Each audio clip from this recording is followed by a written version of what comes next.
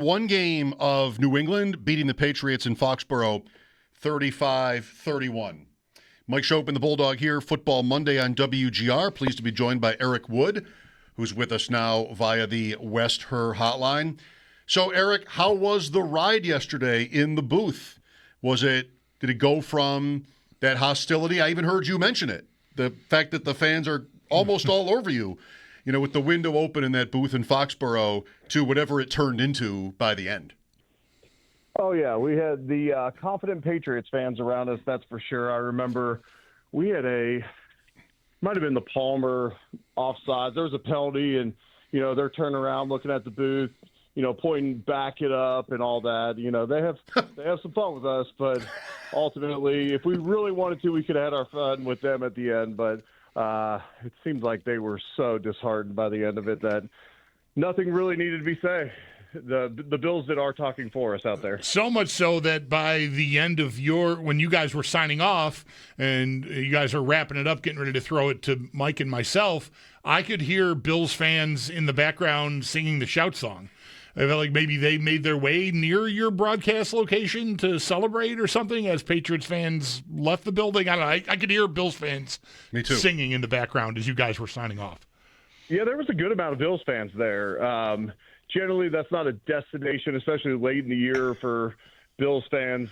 Most transplants from Buffalo aren't going to go to that area to live. Generally, they're going to go south or, maybe not all the way south of Florida, but Charlotte area. Right. We see a big contingent that lives down there. So they're not going to necessarily go there, and then you get a late season game in Foxborough, and if people are looking to get out of town, they're probably not looking for even colder weather than you get in Buffalo most of the time. But there was a good amount of Bills fans there yesterday, and we had a few around us. And, for me, like if I bought season tickets, and maybe they priced them accordingly, but the people that are about 5 feet in front of us have to listen to us projecting an away broadcast right into the back of their heads. And just as a fan, that would be the last thing I wanted. Yep. Was someone, essentially cheering on their team or breaking down the game in a fashion that's not generally going to be favorable for me, right in the back of my head. Maybe those seats are priced accordingly. Yeah, maybe they get a break on him is what you're suggesting because you're in the crossfire there. Yeah, I don't really even like to be on Twitter during games, Eric. Because it's too noisy. I like to, I don't know, go with I want to be in a bubble, but I like to just sort of take it in and not overreact to every little thing that's happening. Yeah, I would not enjoy the opposing broadcast. Like, there's a moment yesterday where I think after maybe, I don't know which touchdown it was, but I know I read reference to the color commentator on the Patriots broadcast, yelling something about, like, it's over, 5 straight AFC East, the path goes back through New England, or words to that effect. Smart. I'm watching the Bills get rolled. I would not be enjoying hearing that, as I paid my money to sit in that seat. No doubt about it. And so, there's a lot of receipts being kept from things that were said on social media, people similar to Zolak during the game, their color commentator, who they were extremely confident. I mean, Boston sports fans in general, and maybe rightfully so, have an arrogance about them. And they were brought down to earth yesterday, and there was a lot of people walking back from some hard takes made midway through the first half or at halftime or even prior to the game with, oh, my gosh, how are the Bills favorites in this one? This doesn't make any sense. Well, it made sense in the end. Well, let's start at the beginning, though, when New England runs up a 21-0 lead. Cincinnati and New England both took fourth quarter leads into the fourth quarter, maybe even double digits both times against the Bills. Is this not going to burn them? Like, is there something about how they're starting games? Yesterday, you had a drop. You had that Palmer penalty, I think you already mentioned. Little things, a sack or two, and then you're down 21-0. Eric, how can the Bills bring themselves to start better? Well, yeah, I mean, it's got to happen. I was listening to you guys doing postgame on my way to the airport, and I agree with your guys' takes that, especially Mike was hammering this home, that this isn't a world, especially when you're not going to get a first-round bye likely. You're likely going to be on the road for multiple multiple playoff games if you advance past the first. That's not a world you can or want to live in. And so it's about how do you start faster in these games. And, yesterday was little things. If, that call's overturned, they go 3 on the catch, non-catch that Booty had down the sideline. If that's overturned, then they go 3 and out to start. Right. I love the opening play call by Joe Brady. He gets one-on-one coverage on Brandon Cooks. He's running away from the defender. That puts the Bills right down near the red zone, where they went 5 for 5 in meaningful time in the red zone yesterday. And, it could have looked a lot different, but it didn't. And, I mean, you take solace from the fact that, 3 times this year, Baltimore, Cincinnati, and New England, we showed incredible resilience. There's merit in the fact that you get down in games, you don't blink, as Josh Allen would say, because you've proven to yourself you can come back in those situations. But it's certainly not a world you want to live in. And, I just think this defense is still continuing to kind of find out who they are with all the injuries and new pieces that we have on defense this year, and kind of piecing that together. And, the second half, especially against the Patriots, we got very multiple on defense with coverages, with different looks. I mean, the game-sealing play, Bosa and Rousseau dropped from their DN spots. We rushed 4 on the interior to try and push in the pocket. It completely clouds the mesh concept that they're trying to run across the middle, and it works. And maybe it's getting to some of the more variable looks defensively early, and then obviously it's about execution on offense. And, for them, it's leaning into play action, and you got to have those plays by Cooks, and you can't jump off sides on 3rd and 5, because right now, without, superstar talent on the outside at receiver, it just doesn't seem like we have a ton of room for error. Where, yes, I mean, we've seen plenty in 3rd and longs where Josh Allen makes a play with his legs, or he has the play to Dawson Knox. Those can happen for sure. It's just not a world you want to live in, and you're not going to have a high success rate doing it.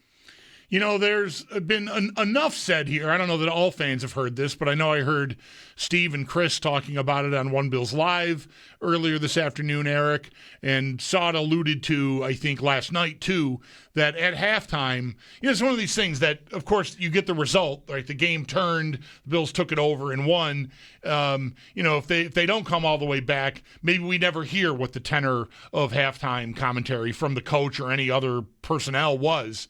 But I've heard that McDermott was very calm, very measured, as opposed to, throwing garbage cans. And I don't know if that's in his arsenal at halftime of a game where his team is underperforming. But I thought it was notable that reportedly his response to that first half was, that's not who we are. We're better than that. But calm, measured, and that comes from knowing your team maybe as well as he should know. I mean, I know it's different every year, but just curious for your thoughts on his approach at halftime. Yeah, I think Sean does a great job, and his staff does a great job where, yes, there's going to be halftime adjustments. A lot of what you're getting at halftime is what you're going to start that next series running. It's not going to be like an opening script where you've rehearsed it all week or the days leading up to the game. But, hey, here's the plays we're going to look to get to coming out of the half. Maybe this is our first short yardage play, our first 3rd and medium, 3rd and long, just so you can kind of wrap your head around what's coming offensively on the game plan. Defensively, hey, here's a couple looks that we've seen in the first half. Get ready for these. But also, they do a great job of throughout the game grinding on the sideline to get those looks communicated. And it sounds very simple, and it sounds like everyone should. Not all staffs were as good as that staff that I was a part of in 2017 at communicating all those things throughout the game. And I know that sounds elementary, but it's not the case on every single staff. Some staffs are like, hey, we have our game plan. Let's stick to it. Let's run it. I think their staff, especially on the defensive side of the ball, has done a great job of saying, okay, well, this isn't working. What are we getting to here? To where Cincinnati, towards the end of the game, we look like a Todd Bowles defense, feast or famine, every single play. Here we go. Let's send the dogs because we can't get a stop. And that's not generally a Sean McDermott philosophy, but he's willing to bend in those moments. But to your point, they asked James Cook after the game what was said, and James doesn't give super long answers anyways, but he said, I put my headphones on and, listen to a little music and got the script, and we went out for the second half. So, it's a workman-like approach with this group to where they're trying not to get too high, not to get too low. But yeah, they brought it in. And so we were talking during the broadcast about, if the Bills had enough energy from the start. And I truly do feel like the times where the Bills have been, people have critiqued them about either coming out flat, not enough energy. I almost think it's almost an urgency, like, oh gosh, now we have to have it. Maybe Josh does a little bit more. Maybe they break the huddle and get to the line a little bit quicker. And, I think when you talk about starting faster, maybe there's a certain amount of urgency. Maybe there's some different tempos offensively you can get into. And maybe there's just a little bit more aggression defensively with your play calling that you can get to try and prevent some of these hot starts that teams are getting against you. With Eric Wood, coach staying calm, running back putting on his beats, just, thinking ahead. Patriots guys, I believe the technical term is hooting and hollering at halftime with a 24-7 lead. Looks like one team is used to winning and one isn't. It just seems a little cliche, but right, Eric? I mean, they showed Travis Scott on the screen. He was sitting with Robert Kraft, and they were playing. I'm assuming it's one of his songs. They were playing. I guess that's the song they were playing as they were showing him on the screen, and that's when Diggs and Hollins had to be held back by coaches, and they're taunting the Bills sideline. And this isn't a critique of Mac Hollins, but maybe if we saw some of that type of positive energy from Diggs, especially towards the later part of his tenure with the Bills, maybe he would have been here a little bit longer. But all that being said, part of the reason he's not in Buffalo anymore is the lack of production towards the end of the season. Going into the game yesterday, over the last 6 games, he averaged 46 yards a game, and he had 20-something yesterday. So seems to be a trend that's staying consistent. That stuff has a shelf life. I'm sure you'd agree. So the spread was 1. It's a 35-31 game. Allen showed how you can win the MVP. May even showed like the guy that could win the MVP. What's different now from 24 or 48 hours ago for you, Eric, in this? I mean, the Bills kept their chances alive, at least, by winning, to win the AFC East. Do you have any sort of different take on how good New England is, for one thing, or just sort of what the playoffs might look like now that you've seen this game? Yeah, well, I mean, observationally on Drake May yesterday, I thought it looked incredible in the first half, and I thought he played a little bit tight in the second half. Now, whether that's play calling, coaching, or his style, I felt like he wasn't pulling the trigger very quickly. And, without looking at the all-22, maybe it's tight coverage on the back end from the Bills where he didn't want to put the ball in harm's way, and the coverage was too good. But I felt like he was not playing with the same kind of looseness that he played with in the first half. Once, Bills get the opening kickoff, they score. It's now a 10-point game, and just seemed like he got a little bit tight out there in the second half of the game. We'll see how that translates into postseason football, but he didn't seem to necessarily come alive in the second half like someone who would maybe inspire confidence, in the postseason for a long run. But, okay. To me, not a ton changes on my opinion of the Bills other than, they just defensively continue to find, and they need to just continue to find answers and hopefully get healthier. Benford back, Bernard back. Maybe you get Ed Oliver back. Bosa's wrist hopefully continues to heal. And you piece it together, but your secondary is playing great right now. And if you can get some impact from your defensive line, I think that's a unit that can get you by. And then I'll say this, the special teams for the Patriots, everyone said coming into the game, that's something we have to really worry about. And we did an awesome job bottling up Marcus Jones, who's got a couple touchdowns on the season, most dangerous punt return in the league. We won the field position battle, and Ray Davis puts us in the positive side of the field 3 times yesterday, which is a major factor in the game. Yeah, and with a new wrinkle there, right? Instead of Ty Johnson and Ray Davis back there, it's Ray Davis and Reggie Gilliam. I believe I read that on the return to open the second half that Davis popped, Alec Anderson maybe was in that spot. So that's pretty unique. I'm not studying every team's kick returns to know how common it is. I just know that it was thought going into the year, just because of the way the teams kicking the ball might handle it, that you'd want to have 2 guys back there just in case, they're more directional and targeted. But the Bills changed it up, and it seemed like certainly the evidence supports that it worked. Yeah, absolutely. Yeah, I would say it definitely worked. And I would love to have – I don't know how many secrets he'll reveal or would reveal, but I'd love to I would love to see a film breakdown session of Tabor and these new kickoffs and kickoff returns, just because it's so new. Teams are trying different things. Some teams seem to have figured it out better than others.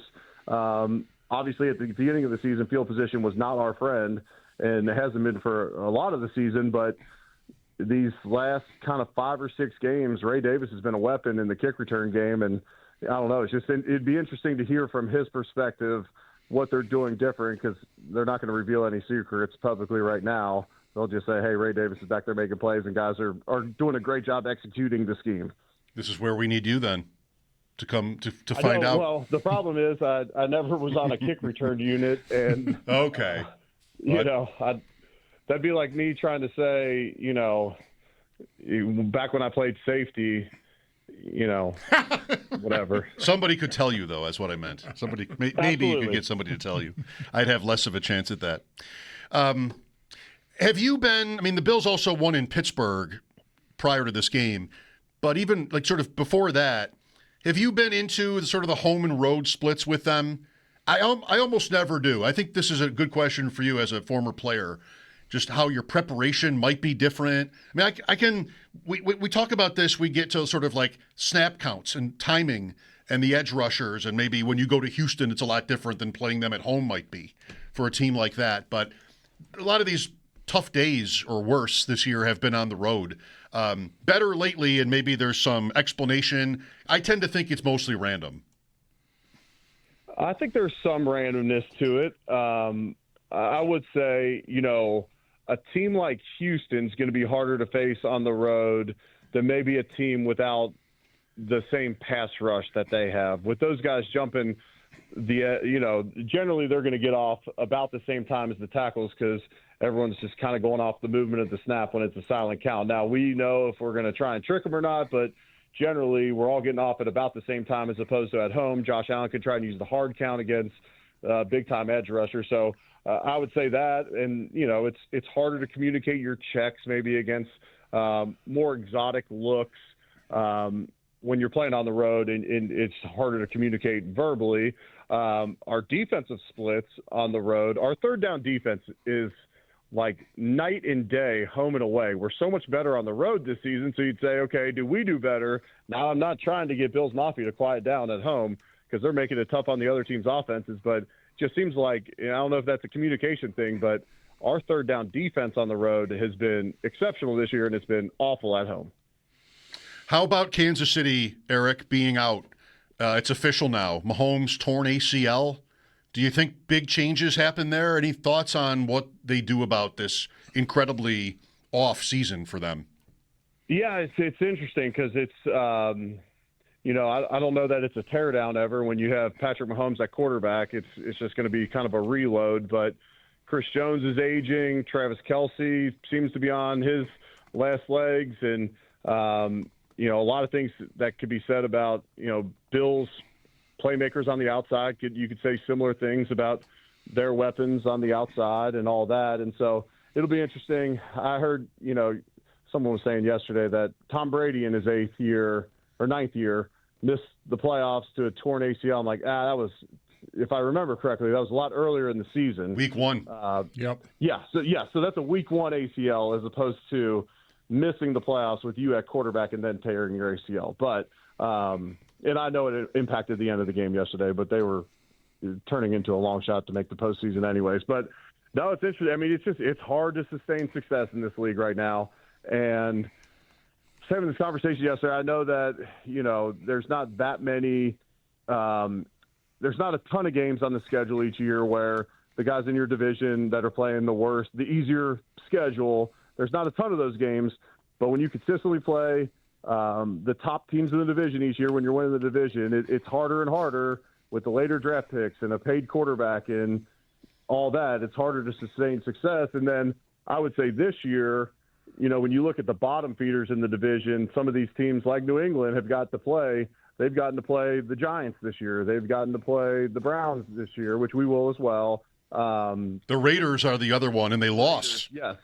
But, yes, you're right. You're right. Yeah. That was week 1. Mm-hmm. And so Tennessee. Yeah. So they get those teams this year, which they're exceptionally bad this year. But no, it's been a heck of a run for Kansas City, and I was having a conversation with my boy Bobby Greco yesterday, and he was asking if the '90s players, if they pop some champagne, knowing that 4 straight Super Bowls, right? Right. Yeah, it's gonna be a while before anyone ever threatens that again. Right. Eric, we covered your lack of, familiarity with certain things regarding special teams earlier. Do you know any kickers?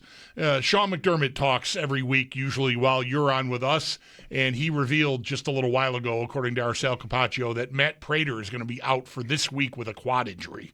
So they are going to need another kicker. Tyler Bass has had surgery, so they're going to be, I would imagine, bringing people in as soon as right now because they're going to need a different kicker, at least for Sunday, if not even beyond that. No, I don't know of one offhand, but I trust Brandon Bean and them to try and find us one. But man, that's bad luck. You don't see a ton of kicker injuries. We have one on IR. Now we're losing another one for a game. We're on our third punter now. Been a lot of turnover with the punters and kickers this year. Badgley might be available. Was it the Rams? The Colts dumped him. The Rams had a guy too. They moved on from Carty. So there are a couple names. Well, yeah, for and you. at this point of the season, you're looking for someone with proven experience. You're not looking for the next hot young leg. Sure. Maybe you have some potential here. This is, right the ship until Prater hopefully can come back, or someone we've seen hopefully kicks in the postseason, but at least has a proven track record in the league. All right. Put me down as guessing Badgley or Carty. Eric, thanks for your time. We'll talk again next Monday. Okay. Sounds good. You guys have